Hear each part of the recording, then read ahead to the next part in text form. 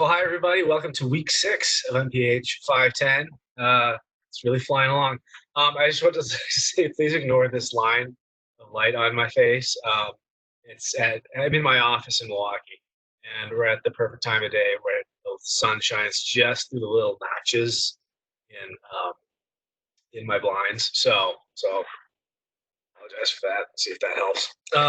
So anyway, welcome to week 6. Yeah, I am in Milwaukee, where it is 5 below 0, um, but it is sunny. So it's sort of like the polar opposite of being in Vegas, where it's 115 and saying, "Well, it's a dry heat, so you really can't." But yeah, so here we are. So this is the review preview video for week 6. And for the review part, I wanted to kind of reiterate what I talked about in the midweek post, and that was on the importance of program evaluation and specifically how it applies to you and your work and where you are at in this MPH program. So, what program evaluation does is it allows us, to know what's going on and to be able to assess the degree to which the program went as intended or is continuing to go on as intended, and then if the outcomes had the impact that we really were desiring. And you know, one thing about program evaluation that can make it difficult is it really requires us to dig deep into the data in maybe a way that not everybody is comfortable. I mean, we have to be able to assess, how do we assess things? There's not always a clear-cut way to evaluate or determine things like obesity rates on a population level, opioid abuse on a population level. So we have to really kind of be able to, get informed and train ourselves in how to look for these pieces of information. So what often happens then is that program evaluation efforts go off and kind of get farmed out to people, frankly, such as myself, in more academic settings. And one criticism of academia, and it's a fair criticism, is the further along you get in this type of work and in research and evaluation, you're sort of more and more removed, progressively, from kind of the boots on the ground type of work that is so vitally important, and the work that the program planning and how the programs go about actually takes place in. And so that point has two implications. One, for you, even if you are not the one going forward in a professional sense doing the evaluation work, having a good idea of how that is done is very important. So you have a real understanding of how we evaluate these programs. So you can take that information and work with it. The other implication of that is that program managers oftentimes of these interventions and the program evaluators. Now they are two separate jobs. They're two separate skill sets with a lot of overlap. But oftentimes I think it's seen as kind of two completely different families. Like one does not talk to the other.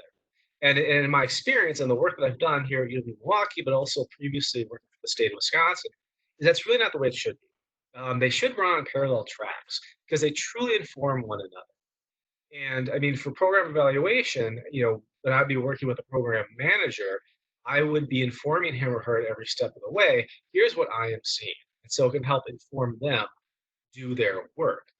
Now, in strict research, which is separate from program evaluation, that can cause some problems because then you sort of you have study design and having someone else telling you, well, maybe you should modify this. That would then break the study design.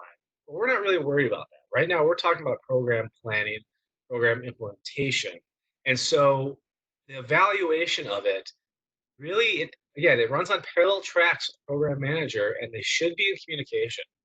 So as you are thinking about the program evaluation plan for your final paper, keep that in mind that this is not research. This is addressing an issue, carrying out a program, developing a program, and how does the evaluation work with that and help form things both as the program is going on, but then as I alluded to in the post, how does it inform things going forward? As we go forward and kind of develop and add to the body of knowledge that we have in addressing all public health issues everywhere. So then going forward this week, all right, it's a big week again. They're all big weeks, but this one, um, your topic for the lectures is on social determinants of health. Now, the social determinants of health, it's a vitally important concept in the field of public health. Because what it does is it speaks to these broader sort of population or cultural level, truths um, that we rely on in helping to identify problems, work with them, develop interventions, things of that nature. So my work, for example, my PhD is in population health sciences, but most of my work has focused on health programs within the K-12 education environment. Now, education is a social determinant of health. Not everybody with a higher level of education is necessarily healthy, but on a broader population level, that is the case. Educational attainment is correlated very strongly with overall health and well-being. And so, as you're doing your reading and listening to Dr. Scherer's lecture, really, take the opportunity to, dive into this, really think about it. What are these social and how do they play into, your final paper, but also just generally speaking, where you want to go in the field of public health, because it is something that, it's a concept that is going to be very important throughout your entire career. Assignments, you got two of them. One is, I believe it's pretty much only for a really into policy-based things. As I mentioned at the very beginning, this class represents really sort of a sampler platter of public health, and here is your bite of policy. Looking at state level environmental programs and comparing and contrasting two states. So there's a couple ways you can go with this. One is you could compare, say, neighboring states if you want to compare Wisconsin and Minnesota. Now that would probably require you to get a little more detailed as far as the minutia of policies and where funding goes, that nature. Or you could go ahead and compare two states that are complete opposites. In climate, for example. We're talking about the environment, environmental policies. What is important in the state of Arizona is not going to be the same as what as Maine. All right. So just take, look into that, have some fun with it. It's really opportunity to, again, to, jump into this aspect of public health. And it's an important because, as much as I think sometimes we want to not get into policy and focus on politics, the truth is we have to, because that really does inform what we do, but also what we are allowed to do and what's available to us. And then your other assignment is I need you to submit your outline for your final paper. So this could be a bullet pointed outline, but it should address all the main topics and be as descriptive as you can be, because then your final paper is due only 2 weeks later. So make sure you really put as much in there and show me what you have, because then I can provide more feedback. So you need to describe your population, describe the problem, look at evidence-based practices, describe how you would implement it, and then of course the evaluation. Now, as far as the number of evidence-based practices, like how many do you need? I would say more than one, um, but it doesn't have to be completely exhaustive. I mean, it could be two, three, four. And the reason for that is there's a couple of reasons why I want multiple practices. One is I want you to be able to show how these different practices work independently and sometimes interdependently. So sometimes, two different things address two completely different parts of the same problem. Other times they really work in combination. So as you are, developing that, think about that, what policies and practices really come into play. The other is from more of kind of an epidemiologic standpoint, there rarely, if ever, and I can't think of an example, but never say never, is there a one cause, one effect example in the field of public health. So, for example, gun control, or I'm sorry, mass shootings.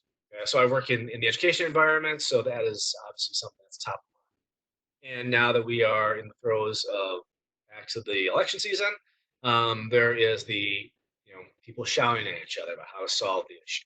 Some people say it's mental health, others say it's gun control. The truth is, it's not either or. It's those two both play into it very sharply and dramatically, and there are other factors that play as well.